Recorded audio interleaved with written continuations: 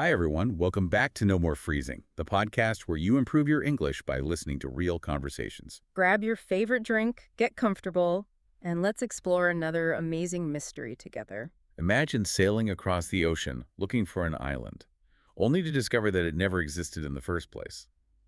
Sounds impossible, right?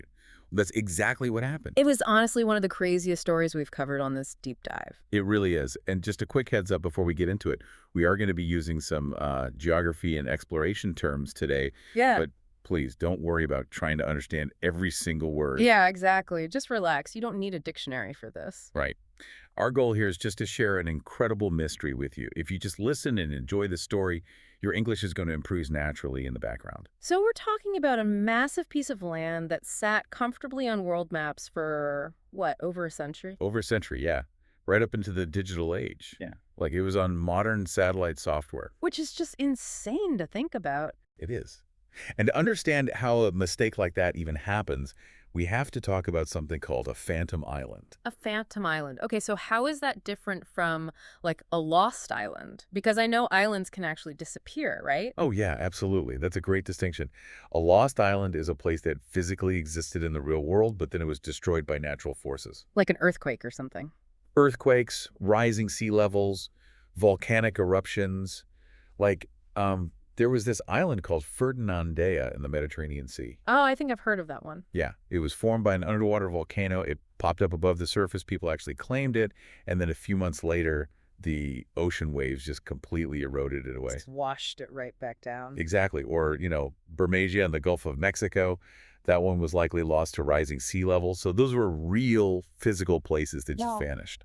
But a phantom island is different. Right. A phantom island skips that whole physical existence part. It never existed. It was just a mistake on a piece of paper that sort of took on a life of its own. A mistake that just got copied over and over again by different people. Exactly. And if you look back at history, map makers made these kinds of mistakes all the time. Really? Like what? Well, for a long time, early European explorers drew the Baja California Peninsula as an island. Wait, like completely separated from North America? Completely severed from the mainland, yeah. And they did the same thing with Korea. They drew Korea as an island disconnected from the rest of Asia. Okay, wait. I struggle to believe that. I mean, these were professional explorers, right? Their entire job, their whole livelihood was mapping the globe. How do you accidentally draw an entire ocean between Korea and the Asian continent? I know, it sounds ridiculous now. But it really comes down to the mechanical limitations of the tools they had back then. Right, because they didn't have GPS. No GPS, no satellites. Yeah. Early sailors had to rely on a navigation technique called dead reckoning. Dead reckoning. That sounds intense. What does that actually mean? It basically means they were making highly educated guesses about where they were. They would track how fast they were going and in what direction, and then just update their map based on that map. Okay, so how did they know how fast they were going? Oh, this is so low-tech. They used something called a chip log. They would literally throw a piece of wood attached to a knotted rope off the back of the ship. Wait, seriously, a piece of wood? Just a piece of wood. And they would use a sand hourglass to time how fast the rope unspooled into the water as the ship moved forward. Wow. Okay, so that gave them their speed.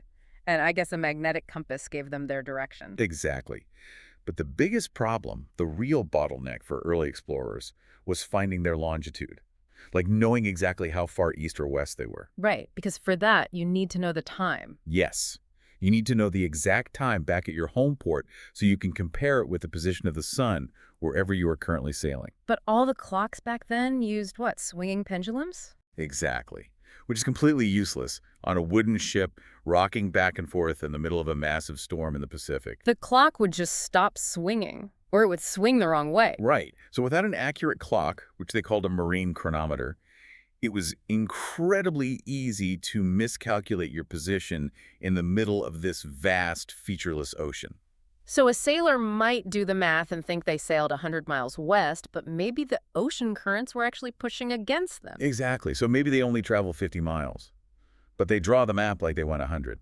And if you make a small math mistake on day one, and you keep building on that same mistake for 3 months at sea, your map is going to be a disaster. You're going to place an island hundreds of miles away from where it actually is. okay, you know what? That makes complete sense for the 1500s or the 1600s. I can totally forgive a sailor from 500 years ago for drawing an island in the wrong spot. Right. It's understandable. But the story we are looking at today, the Sandy Island thing, is just baffling to me because it survived straight into the modern era. Yeah, the timeline of Sandy Island is wild. It really highlights how these errors just snowball over time. So when did it first show up on a map? The very first mention was in 1774. The famous British explorer, Captain James Cook. Oh, I know him. Yeah, he was navigating the Coral Sea, which is an area in the South Pacific near New Caledonia, and he just made a little note in his charts about a potential hazard. He marked down Sandy Island. Okay, so Captain Cook spots something in 1774. Then what? Then the trail basically goes cold for 100 years. Fast forward to 1876, and another British vessel arrives in that exact same neighborhood. A whole century later? A century later, this ship was called the Velocity, and it was a whaling ship. Okay, so they weren't out there doing scientific research. Not at all. It really helps to picture what life was like on a 19th century whaling ship.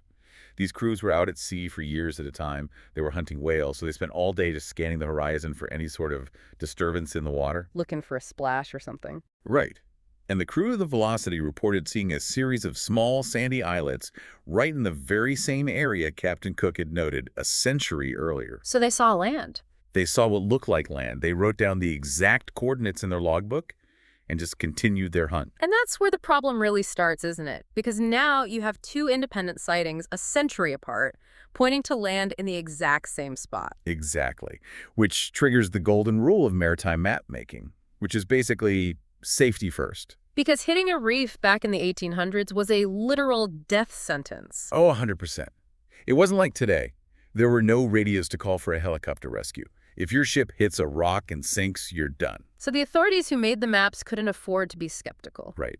The British Admiralty, who controlled a lot of the maps back then, they figured if a ship captain reports a hazard, you add it to the official charts immediately. Better safe than sorry.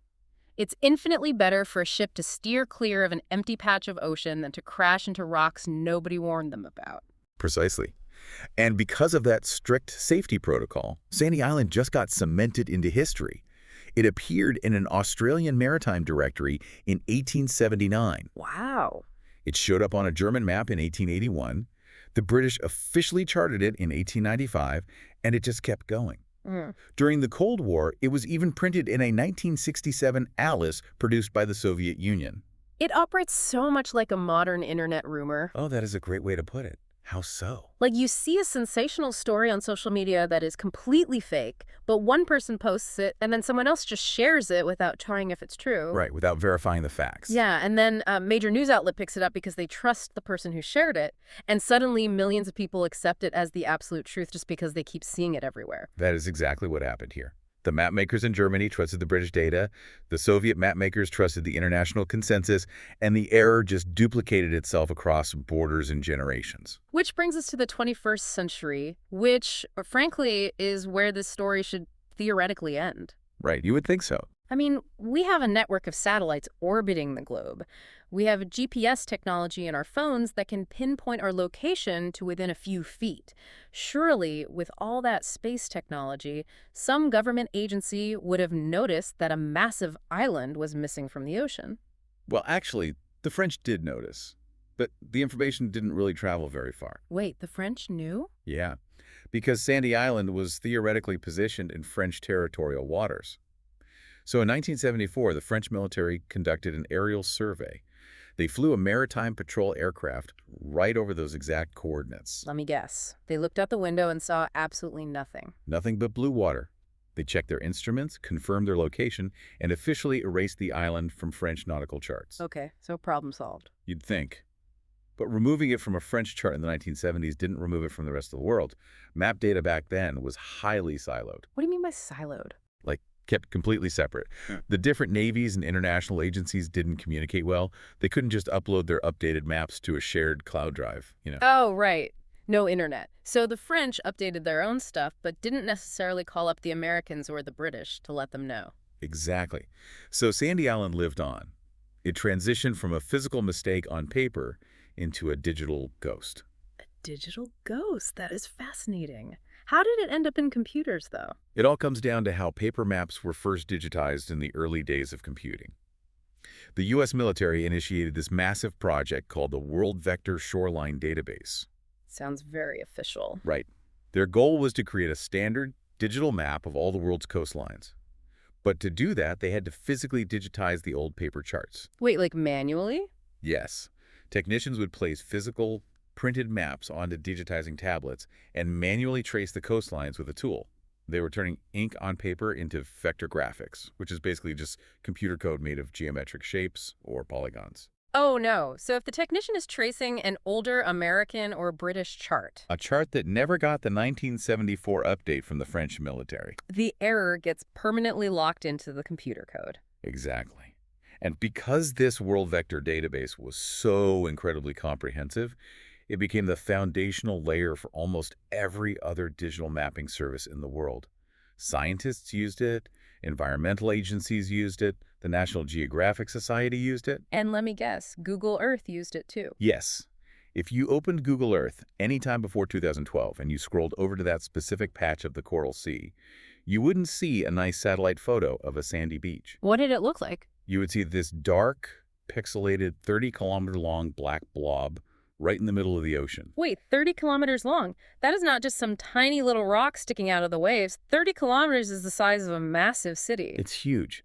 And it looked like a black blob because Google Earth's algorithm was basically confused. It was trying to reconcile conflicting data. Well, its underlying polygon database was screaming, "Hey, there is a massive island right here." But the actual satellite imagery had nothing to show but water. So the software panicked and just rendered a black void where the polygon was supposed to be. That is wild. A giant black void on the map, which sets the stage perfectly for what happened in 2012. Yes, the 2012 expedition. This is where it gets really good. So we have this Australian research vessel, right? The RV Southern Surveyor. Right, they were operating out in the Coral Sea. And they were out there dragging sonar arrays through the water, studying plate tectonics. Which is like trying to understand how the Earth's crust moves and forms underwater, mountain ranges, things like that. Exactly. And the ship is packed with this international team of marine scientists led by a geologist named Dr. Maria Seaton. So Dr. Seaton is up on the bridge of the ship, and she notices this massive discrepancy between two different sets of maps. Right. She's looking at the ship's actual navigation charts, which is what the captain uses to steer the ship and make sure they don't hit shallow water. And those modern depth charts say the ocean ahead is about 1,400 meters deep. So well over a kilometer of open, deep water beneath the boat. Totally safe. Totally safe. But then she looks at the scientific reference maps she brought, which pulled data from that old World Vector database and Google Earth.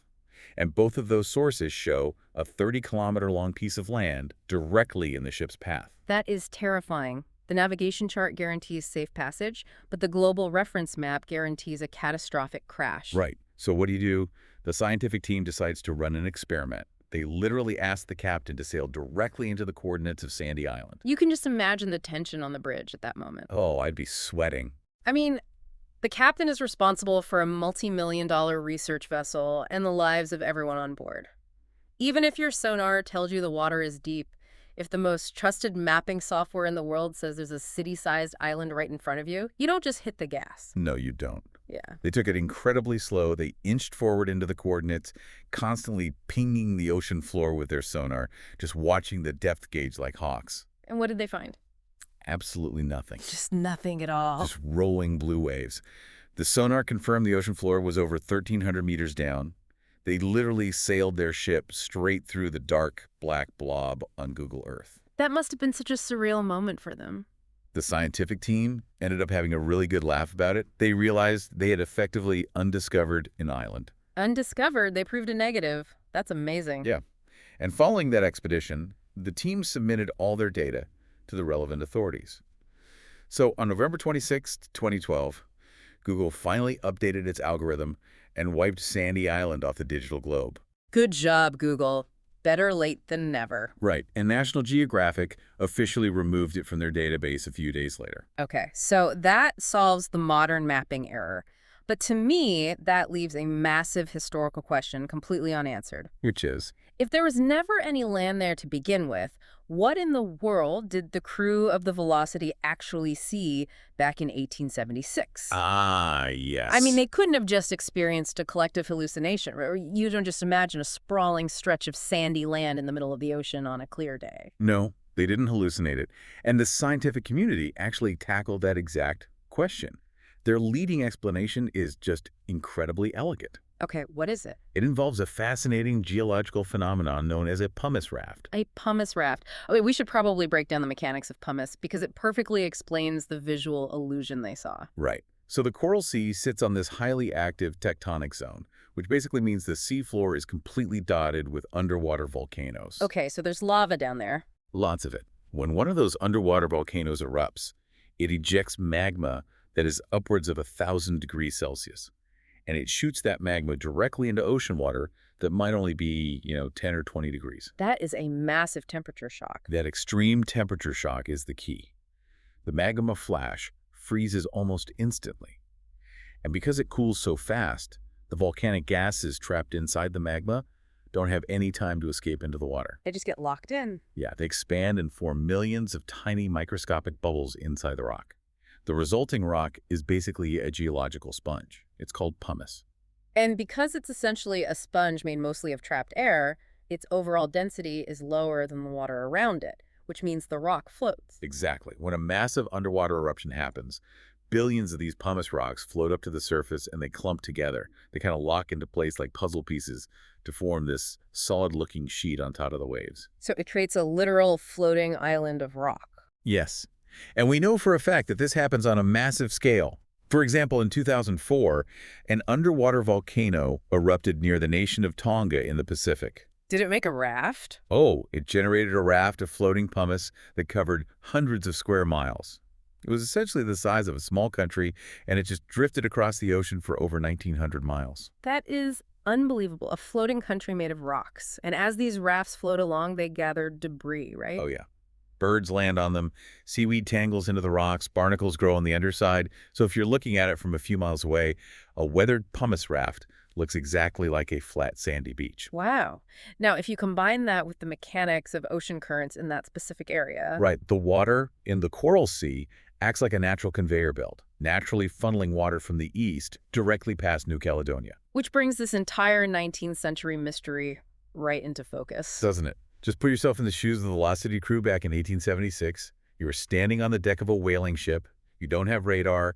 You don't have satellite imaging. You're just looking through a brass telescope. Right. And you look through your telescope and you see this massive flat surface of brown, sandy-looking material breaking the waves. It looks exactly like an island. So you record the coordinates, you mark it as a hazard in your logbook so no one crashes into it, and you sail away to continue hunting whales. Exactly. Yeah. And a week later, the ocean current simply carries the island away. By the time the next ship arrives to try and verify the sighting, the water is totally empty, but the ink on the map has already dried. The map says it's there, so it's there. Yeah. That is just a brilliant explanation.